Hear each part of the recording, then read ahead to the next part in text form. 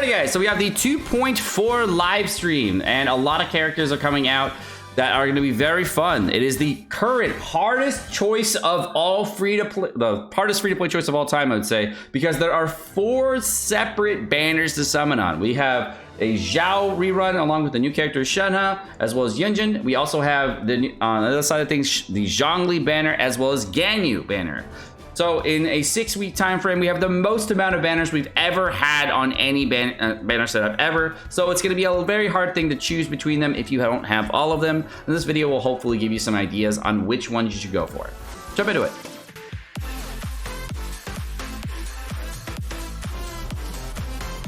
All right, so the 2.4 live stream had a lot of teasers based on rerun characters that we're going to talk about right now in this video. So first on the list, we have the Mad Lad Xiao. A lot of people are going to be asking about Xiao, who's going to be in the first rerun banner of 2.4. He is a very strong character and has an artifact set that is somewhat easier to acquire than his launch because we have the brand new Shimenawa set that allows to get extra attack percentage. An alternate set, if you don't want to go for the Veritas Inventor set, is going to be the Gladiator set, which is going to be a good thing for him. Now for weapons, of course, you want to go for the Staff of Homa or a Jade Spear. Either one works fine. The Staff of Homa is actually a lot better because it does provide that really juicy crit damage that Xiao doesn't have to worry about. Since Xiao is a character that scales on crit chance on his Ascension stat, it's a lot easier to go for Staff of Homa.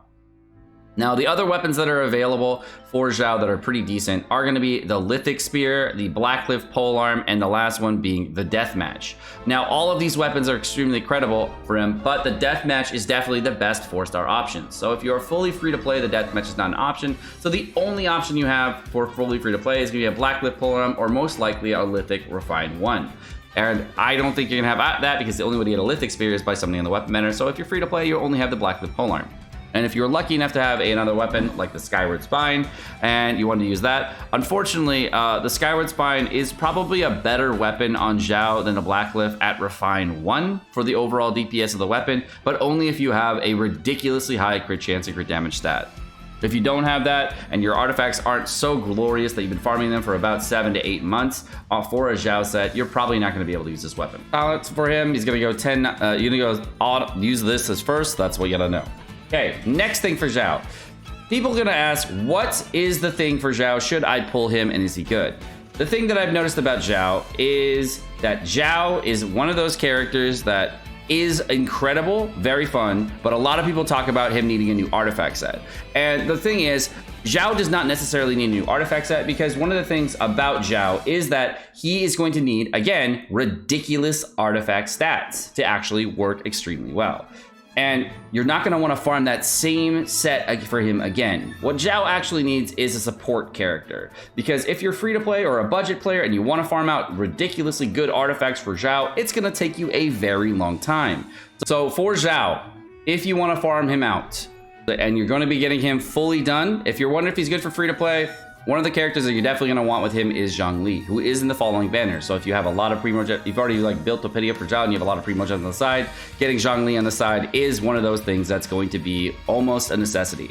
Now on my fully free to play account, I actually do have Xiao and I have him at a ridiculous ratio. My current ratio on my whale account is 77 250 fun, but my free to play account ratio is actually 70 270. It's actually a little 75 270. It's a little bit better than my whale account. No cap. And I can tell you this, Zhongli makes a big difference because of Zhongli's talent to remove resistances.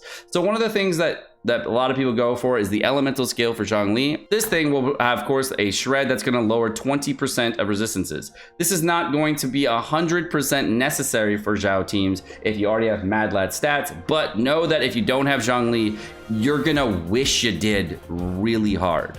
Because the only ways to improve damage on Xiao is going to get attack percentage, crit chance, crit damage, and then elemental damage boosting from other characters, but there's no way to do that for Xiao, or resistance shredding. And the only other resistance shreds in the game are actually locked behind constellations. for Venti, as well as Constellation for Jean. So there's no other real ways of lowering resistances besides using the Animo Traveler at C6, and this thing is very problematic because it actually lifts things above the Xiao plunge, so getting that plunge in there is actually very problematic for this. So the only real way of boosting damage on Xiao is a Zhongli or by using Defense Shred, and the only other free-to-play option for doing that is going to be the God Lisa. And what's funny about Lisa is that she can run a Thrilling Tales of the Dragon Slayer. So you can run a Thrilling Tales of the Dragon Slayer Lisa while also using an Elemental Burst that actually lowers the defense of enemies by 15%, which will give you somewhat of a similar boost on the character. And it's not the best, but it is something that you are able to do, but it is really difficult to pull off and do it consistently because you have to swap on Lisa and over. So really for the free-to-play option, it's Lisa. It's not the best. Now this is unfortunately really now in this Abyss is really gonna be hard to show this, but let's do this. So the optimal rotation for Xiao, I'm not gonna be able to show perfectly here, but essentially what you do is you're going to want to tee up with Bennett, Elemental Skill twice, drop the ulti, and then you're gonna do low plunges, but at the end of your low plunge, you get one auto attack, start the rotation. And every plunge you do, you wanna land on top of the enemy's head. If you land on top of their head, you get double plunges. And you get the headshot plunge at the same time. So that's the thing you're gonna wanna do. It's very difficult to pull off on enemies like the corrosion doggos that are jumping in between you here. But as long as you land on your head, you get a headshot plunge, so it can double up your damage and get other things. You always want to use low plunges on those types of enemies. High plunges will do bigger spike damage when you can't necessarily do that. So if you can't land on their head, go for a high plunge. Okay, next up we have Ganyu. And Ganyu is a character that is going to be on two separate builds. The first one is going to be Wanderer Troop, and the second one is going to be the 4-piece Blizzard Strayer. Now, the Wanderer Troop set is only good, for a melt composition. The other alternate build you can build for Ganyu for a melt composition is a 4-piece Shimenawa set. It does work fine because it does have a 50% boost instead of the 35% boost here, and it does work okay. The problem is you're going to have to use an elemental skill on Ganyu in order to then get the proc from this, and the proc will work and you will get good damage on it. But if you're a player that has Amos bow, well, you actually run into this problem of too much attack. So essentially, if you're an Amos bow player, going for Wanderer Troop is typically better because you'll run into the too much attack issue, unless you already have like EM Sands or something like that to like just make up the difference. So just know that Ganyu is a character on melts. You want to go for a mixture of stats. Now, for my Ganyu, I got about 60, 193 for this build. On the Cryo build, you're basically going to be wanting using characters like Venti, Mona, and Diona. It's going on a team known as Morgana as widely known teams for meta. And for melt compositions, going to be using characters like Sucrose or Kazuha, as well as Bennett and Zhangling. These are all pretty common. Now, there is an alternate that is really good to use, and it is Yanfei. And Yanfei is probably the best overall character to throw into the team as a tanker. And the way that works is you use a character called Tankfei, and Tankfei essentially will be a character just reliant on the Constellation 4 for Yanfei, giving you the nice Pyro Resonance at 25% attack, as well as giving you a 45% shield. And this shield is as strong as Zhongli's shield, essentially, so you can get a very meaty shield. Overall, Ganyu is a character that I would definitely recommend picking up if you enjoy this gameplay.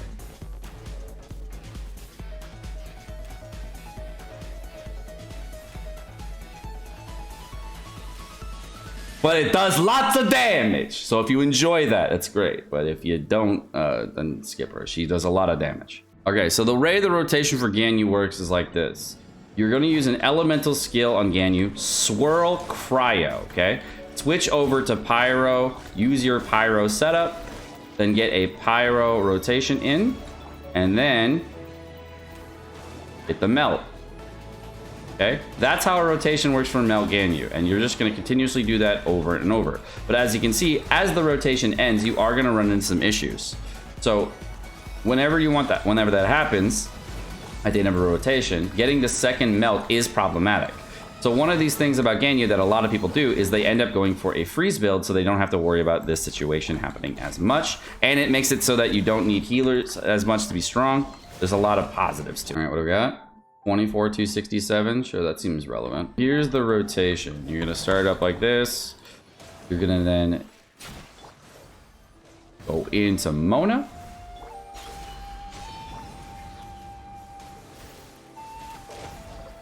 your ulti. Okay, and that's the whole rotation. It is just cycling this a bunch. You're just cycling ultis. Freeze, I think, is a lot more fun because you're able to like just cycle through a bunch of different things all the time. And I think that's a little bit more enjoyable personally. Unfortunately, the issue with Freeze in general is that the Freeze team, whether using Diona or Mona, is not perfect. And the damage that you can see is a little bit lower for the nuke side of things, but does pretty well.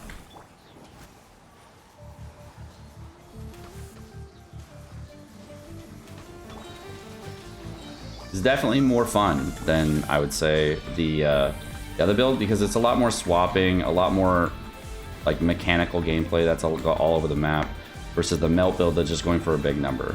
Is it possible to permafreeze? Yeah, the best permafreeze character to run is going to be not Mona, it's going to be Kokomi. Because Kokomi is a character that has an elemental skill that actually lasts a really long time. It lasts for 12 seconds. And when you pop your ulti, it actually will reset the duration of the elemental skill so that the elemental skill has a permanent duration and location.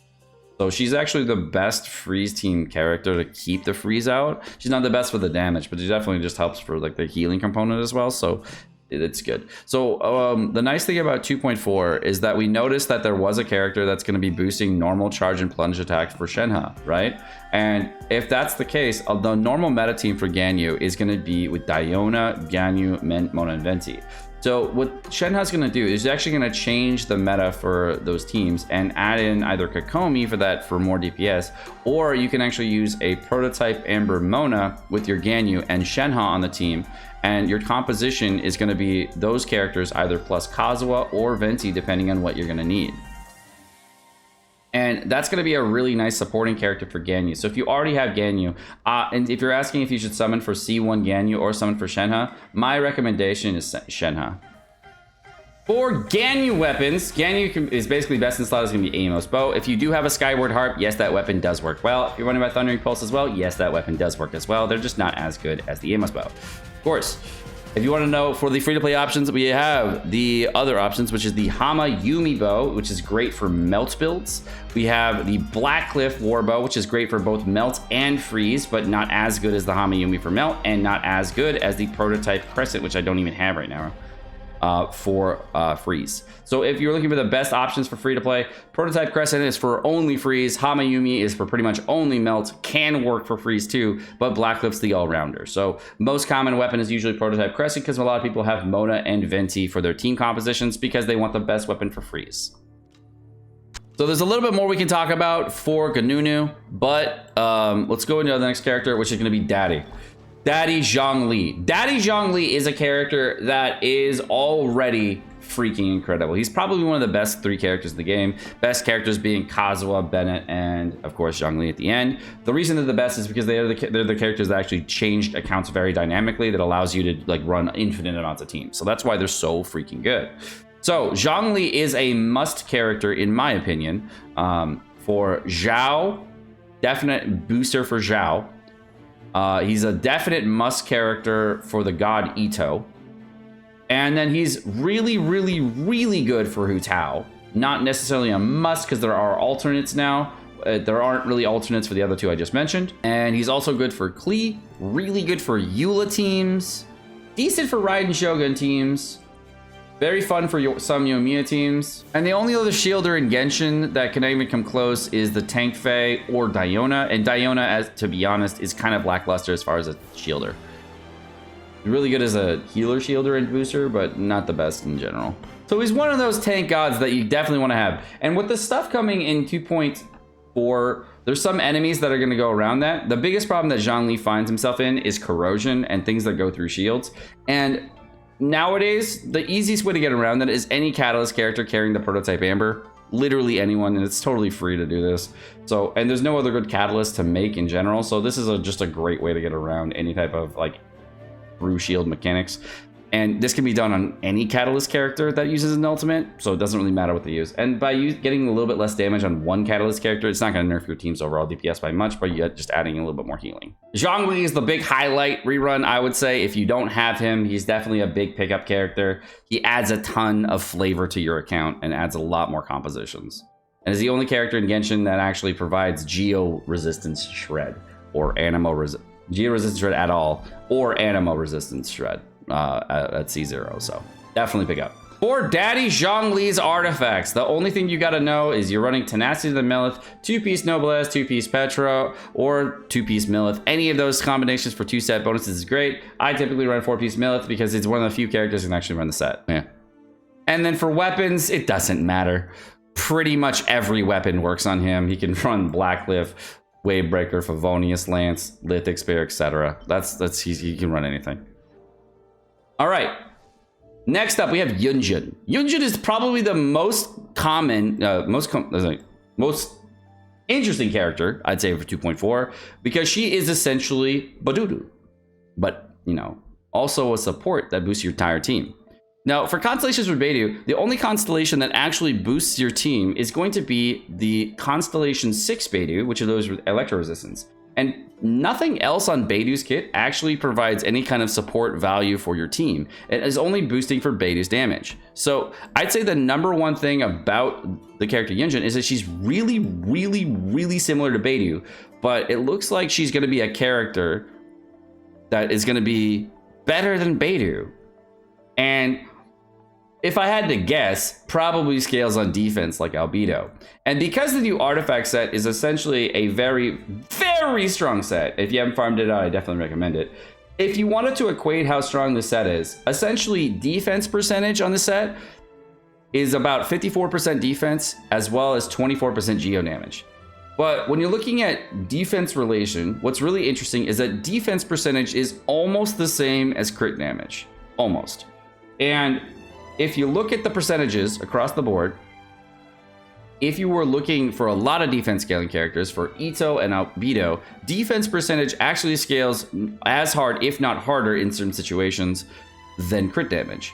So if you're looking for a character that's really easy to farm out, because you can farm for crit rate, crit damage, and defense percentage on your artifact subsets, the new defense percentage artifact set is probably going to be the easiest thing for you to farm out, especially if you don't have a character like Albedo for Yunjin. She's probably going to be the most free-to-play friendly character of 2.4, so just know that that's going to be a very good thing. And the other thing you get along with it while farming Yunjin is going to be the healing set. So if you're already farming that set out, or you're considering farming that set out, it's definitely a very good character to pick up eventually.